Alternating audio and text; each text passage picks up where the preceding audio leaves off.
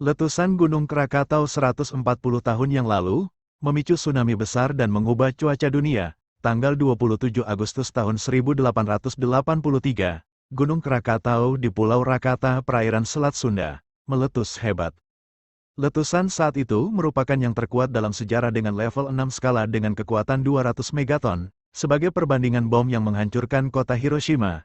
Jepang pada 1945 memiliki kekuatan 20 kiloton. Diketahui pada saat itu Krakatau terdiri dari 3 puncak, yakni Perbuatan yang berada paling utara dan teraktif, Danan di tengah, dan Rakata yang terbesar.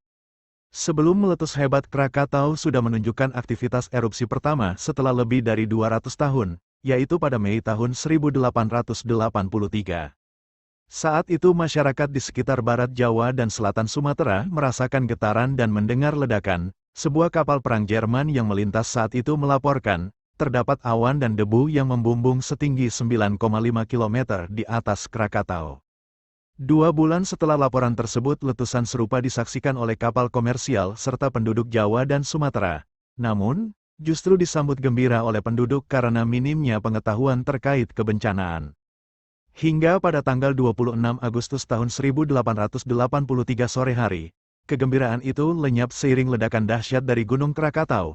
Begitu dahsyatnya letusan ini sampai terdengar di Australia Tengah, yang berjarak 3.300 km dari titik ledakan, dan Pulau Rodrigues di Samudera Hindia yang berjarak 4.500 km.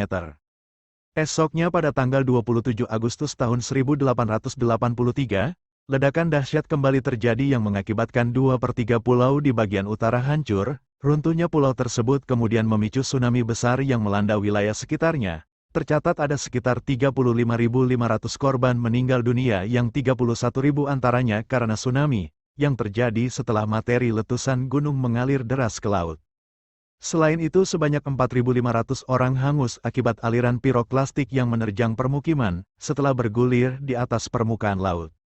Pada ledakan tanggal 27 Agustus tahun 1883, batu dan abu halus disemburkan oleh Krakatau ke angkasa hingga tingginya mencapai 50 mil. Pekatnya abu vulkanik sebabkan langit menjadi gelap dari pagi hingga malam. Letusan Krakatau bahkan menutupi atmosfer dan berakibat pada turunnya suhu di seluruh dunia. Wilayah yang terdampak meliputi Jepang, Amerika, juga sebagian benua Eropa. Kala itu dunia mengalami gangguan cuaca akibat letusan Krakatau selama beberapa tahun kemudian.